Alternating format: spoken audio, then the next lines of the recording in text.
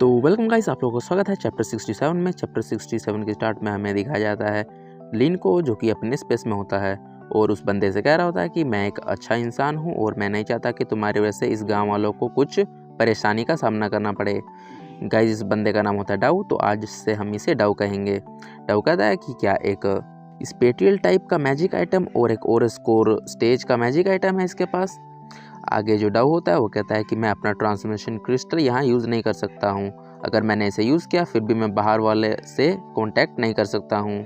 आगे डाउ अपने मन में कहता है चलो जो भी हुआ अच्छा ही हुआ। आगे लिन पूछता है कि तुम्हारा नाम क्या है, और डाउ कहता है कि मेरा नाम डाउ है और जू डायनेस्टी में जो डिवाइन मार्शल आर्मी है उसका मैं लेफ्ट विंग ब्रिज का एक कैप्टन हूँ। आगे लिन कहता है कि तुम्हारा कमांडर कौन है। आगे डाउ कहता है कि बस मुझे मेरा नाम ही याद है और मैं अपने कमांडर के बारे में कुछ नहीं बताना चाहता। तुम इतने भी स्मार्ट नहीं हो कि मुझसे उगलवा सको। लिन कहता है कि ये सब इन्फॉर्मेशन लेने के लिए बहुत सारे तरीके हैं। मैं तुम्हारी सोल को भी रिफाइन कर सकता हूँ जिससे मुझे सब कुछ पता चल जाएगा और तुम उससे कुछ छुपा नहीं सकते। आगे डाउ कहता है कि ये तुम्हारे ऊपर डिपेंड करता है कि तुम्हारे पास ये एबिलिटी है या नहीं। आगे लिन कहता है कि तुम तो बहुत ही लॉयल हो अपने जनरल के लिए। मैं देख सकता हूँ तुम बहुत सालों से अपने लॉयल जनरल के लिए बहुत लॉयल हो। उसके बाद लिन कहता है क्या सच में तुम यहाँ की जानकारी अपने जो सुपीरियर्स है उन्हें नहीं देना चाहोगे। उसके बाद लिन जाते हुए कहता है कि ये तुम्हारे ऊपर है कि अब तुम क्या करना चाहते हो। उसके बाद डाउ बताने लगता है लिन को कि जो हमारा जनरल है वो बहुत ही बेरहम इंसान है, वो किसी को भी ऐसे ही मार सकता है और जो उसके छोटे सबऑर्डिनेट्स है नौकर, वो भी उनसे डरते हैं। उसके बाद लिन कहता है कि ये डाओ ज़रूर ही एक सिपाही होगा, लेकिन इसके अंदर भी इमोशन है और ये बहुत ही अच्छा इंसान है। उसके बाद लिन कहता है कि जो जू एम्पायर है और मार्केस ऑफ जुआन जी है वो एक साथ काम कर रहे हैं, लेकिन मुझे नहीं लगता है कि वो ज़्यादा दिनों तक एक साथ काम कर पाएंगे। उसके बाद लिन कहता है कि चलो अब इसके ऊपर छोड़ दिया जाए ये सब, और वहाँ से लिन टेलीपोर्ट हो जाता है और बाहर आ जाता है। बाहर हमें एक बंदे को दिखाया जाता है, शायद से स्ट्रॉन्गेस्ट सोसाइटी का मेंबर हो। लिन पीछे से आता है और उसके सर पे वार करके उसे बेहोश कर देता है। उसके बाद नेक्स्ट सीन में हमें दिखाया जाता है लिन उसके पास से कुछ खोजने लगता है और कहता है अरे मुझे नहीं मिल रहा है वो आइटम। उसके बाद उसे मिल जाता है, वही डैगर होता है गैलेक्सी सैंड वाला। आगे लिन उस डैगर को देखते हुए कहता है कि अरे इस पे तो बहुत ही थोड़ा सा गैलेक्सी सैंड लगा है। मुझे नहीं लगता है कि यहाँ पर गेल सोसाइटी के लोग हैं उनके पास ज़्यादा गैलेक्सी सैंड होगा। आगे लिन सोचता है कि इसके अंदर गैलेक्सी सैंड लगा है, तो ये हो सकता है कि एक गैलेक्सी सैंड दूसरे गैलेक्सी सैंड को खोज सकता है, जिसी के कारण जो the great swamp of ancient region है वहाँ पर गेल सोसाइटी वाले एक दूसरे को लोकेट करते हैं। आगे लिन कहता है कि क्या ये हो सकता है कि मैं इससे और भी गैलेक्सी सैंड खोज सकता हूँ। आगे लिन यूज़ करने लगता है। आगे लिन उस स्वॉर्ड को यूज़ करने लगता है और कहता है कि चलो मैं ट्राई करता हूँ कि ये मुझे और गैलेक्सी सैंड के पास लेता है या नहीं लेता। उसके बाद वो डैगर उड़ते उड़ते एक घर के पास पहुँच जाता है और लिन कहता है अरे ये तो वही मेंशन है जहाँ पर जो वही लाल वाली लड़की यूए होंगियान बच्चों को पढ़ाती है और विलेजर्स को भी। उसके बाद वो वहाँ चले जाता है और देखता है कि उस बिल्डिंग के पीछे एक गुफा है। वो डैगर वहीं पर अंदर चले जाता है। लिन भी उसके अंदर जाने लगता है, लेकिन तभी उसको एहसास होता है यहाँ का जो भी स्पिरिचुअल एनर्जी है वो बहुत ही ज़्यादा प्योर है। लिन कहता है कि मैं the great swamp of ancient region में 1 महीने से हूँ, लेकिन मुझे ऐसा स्पिरिचुअल एनर्जी यहाँ पर कहीं भी नहीं मिला। आगे लिन कहता है कि ऐसा होना ठीक तो नहीं है, क्योंकि जहाँ पर प्योर एनर्जी है इसका उसे किसी ना किसी चीज़ या फिर किसी ने प्योर किया होगा। ये हो सकता है कि यहाँ पर कोई बहुत ही पावरफुल फॉर्मेशन हो या फिर कोई कल्टीवेटर नीचे कल्टीवेट कर रहा होगा। आगे लिन कहता है कि ये अच्छा होगा मेरे लिए कि मैं यहाँ पर अपना जो स्नीक टेक्निक है उसका यूज़ करूँ। उसके बाद लिन नीचे चले जाता है और देखता है एक बंदे को। उसके आसपास में ढेर सारा पानी होता है। लिन कहता है कि ये पानी कहीं से नहीं निकल रहा है, ये तो बस ऐसे यहाँ रैंडमली पड़ा हुआ है।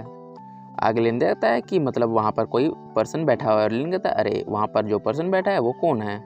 उसके बाद लिन कहता है कि मुझे लगता है कि जो द गोल्डन सैंड का ये पहाड़ है उसका कनेक्शन इस बंदे के साथ होगा, और यहाँ पर जो वाटर की स्ट्रीम सीगल फॉर्मेशन है उसका भी कनेक्शन इसके साथ हो सकता है।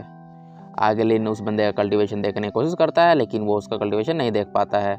उसके बाद लिन कहता है कि मुझे लगता है कि इसका जो कल्टीवेशन है वो मेरे से बहुत ही ज़्यादा ऊपर है, इसलिए मैं इसका कल्टीवेशन बिल्कुल नहीं देख सकता हूँ। वो बंदा उठ जाता है और कहता है कि ओ, एक कल्टीवेटर आया है ज़ू एम्पायर से। उसके बाद ये बंदा कहता है कि ये बंदा कोई स्नीक टेक्निक का यूज़ कर रहा है। स्नीक टेक्निक यानी कोई छुपने वाली टेक्निक।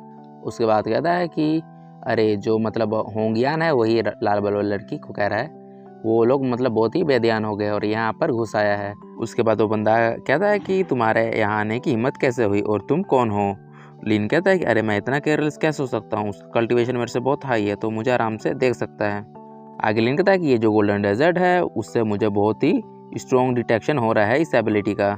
आगे वो अपना ब्लैक क्लाउड फ्लाई को यूज़ करता है इससे बचने के लिए, गोल्डन डेजर्ट से। उसके बाद लिन देखता है कि ओ, मैं तो बहुत ही क्लोज था लेकिन मैं बच चुका हूँ। आगे जो वो बंदा होता है वो कहता है कि क्या एक और स्कोर स्टेज का मैजिक आइटम, लेकिन ये भी मेरी सैंड को नहीं रोक सकता है। उसके बाद वो बंदा कहता है कि जो द ग्रेट ज़ू एम्पायर है वहाँ के लोग बहुत ही ज़्यादा क्रूल और बेरहम है, मैं अब तुम्हें नहीं छोड़ूंगा और तुम्हें मार दूंगा। आगे लिन कहता है कि इस रेत का प्रेशर तो बहुत ही ज़्यादा है, इस रेत का एक भी दाना लगता है ऐसा कि एक कोई 100 या 1000 किलो का प्रेशर जनरेट कर रहा है। उसके बाद लिन कहता है कि अरे यार, जो ये सैंड है मैं इससे डोज भी नहीं कर सकता हूँ, अगर इसने डायरेक्शन बदल ली तो मैं इस हज़ारों किलो के सैंड के नीचे आ जाऊँगा। और उसके बाद वो अपने रिंग को देखता है और कहता है कि हेवन लीकेज मंत्र अनलीश, खुल जाओ। उसके बाद उसके अंदर जो अपना टुनटुन होता है वो कहता है कि अरे भाई अब क्या हो गया है। लिन कहता है कि चलो अब मैं तुम्हें कुछ अच्छा खिलाता हूँ इस बारी। और जो टुनटुन होता है वो बाहर आ जाता है और जितना भी रेत होता है सबको अंदर खाने लगता है और खाते खाते उसका पूरा पेट भर जाता है। और टुनटुन गुस्से में कहता है, तुम लिटिल बास्टर्ड, अगर तुमने मुझे फिर से ऐसा कचरा खिलाया है तो मैं तुम्हें यहीं मार दूंगा। ऐसा लगता है कि मैं तो हेल में आ चुका हूँ अब। उसके बाद टुनटुन वापस चल जाता है उसकी रिंग में। उसके बाद लिन कहता है टुनटुन से, ओ कम से कम तुम्हें खाने के लिए तो मैंने कुछ दिया, तुम्हें हर रोज़ मैं भूखा तो नहीं रखता हूँ और तुम मुझसे कंप्लेंट भी बिल्कुल नहीं करोगे। उसके बाद टुनटुन अंदर से कह रहा होता है कि बास्टर्ड, मैं तुम्हें एक दिन ज़रूर ही मार दूंगा अगर तुमने मेरे साथ फिर से ऐसा किया। सामने से वो बंदा कहता है, अरे ये कैसे हो सकता है, मेरा जो स्पेल है वो उसने अपने अंदर खींच लिया। आगे लिन उसके पास आता है और कहता है कि मुझे पता है कि तुम जख्मी हो, मैं कांगनानू। उसके बाद वो बंदा कहता है कि तुम्हारे पास और भी जो भी स्किल्स है वो मुझे दिखाओ और मुझ पे यूज़ करो, मैं कांगनानू उन सब को झेल लूँगा। आगे लिन कहता है कि मैं किसी की भी इंजरी का ऐसा एडवांटेज नहीं उठाऊँगा और किसी भी घायल इंसान को मैं बुली नहीं करता हूँ और तुम बस मेरे एक जूनियर हो। उसके बाद वो बंदा कहता है इसका नाम होता है कैंग, तो हम इसे कैंग बोलेंगे। वो कैंग कहता है कि क्या जूनियर। आगे लिन बताने लगता है कि मेरा कोई भी कनेक्शन नहीं है द ग्रेट ज़ू एम्पायर से, उल्टा मैं भी उनका एक दुश्मन हूँ द ग्रेट ज़ू एम्पायर का, और तुम्हें अलर्ट रहने का कोई ज़रूरत नहीं है। आगे लिन कहता है कि जो द ग्रेट ज़ू एम्पायर का मार्कस ऑफ जुआनजी है उसमें जो होंगू का बेटा है वो मेरा एक डिसाइपल है। उसके बाद कैंग कहता है कि क्या तुम मुझसे मजाक कर रहे हो, मेरे से खेलने का कोशिश बिल्कुल मत करो। आगे लिन कहता है कि मेरा जो डिसाइपल है वो चाहता है कि बड़े होकर जब वो पावरफुल हो जाए वो अपने फादर को मार दे। उसके बाद उस बंदे को याद आता है कि आधा साल पहले हमने कुछ बंदों को भेजा था जो होंगू का बेटा है उसे किडनैप करने के लिए, लेकिन हमने जिसे भेजा था वो भी गुम हो चुका है और जो उसका बेटा था होंगू का, वो उसके बारे में भी कुछ पता नहीं लगा है। उसके बाद वो बंदा कैंग कहता है कि ओ मुझे याद आ रहा है, उसके बेटे का नाम होता है ज़ूये, क्या तुम उसी के बारे में बात कर रहे हो। लिन कहता है कि 1 महीने पहले जो साउदर्न बॉर्डर है द ग्रेट ज़ू एम्पायर का, मैंने वहाँ पर जो मार्कस ऑफ जुआनजी है उसका जो सेकंड दूसरा नंबर का नौकर है उसे भी मार दिया है। मुझे जहाँ तक याद है उसका नाम था टाउ एर। आगे कैंग कहता है कि तो तुम यहाँ पर किस लिए आए हो। लिन कहता है कि मैं बस यहाँ पर कुछ गैलेक्सी सैंड को खोजने के लिए आया हूँ।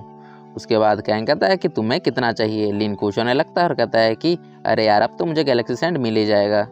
उसके बाद लिन कहता है कि चलो मुझे पहले टेस्ट कर लेना चाहिए कि मुझे कितना दे सकता है। लिन कहता है कि क्या तुम मुझे 1 क्यूबिक मीटर गैलेक्सी सैंड दे सकते हो। जो वह कैंग होता है वो कहता है कि सॉरी बट मैं तुम्हें इतना ज़्यादा नहीं दे सकता हूँ। आगे लिन कहता है कि ओ तो इसने कहा कि इसके पास वो नहीं है। लेकिन मुझे लगता है कि इसके पास 1 क्यूबिक मीटर से भी ज़्यादा गैलेक्सी सैंड है, लेकिन वो मुझे देना नहीं चाहता।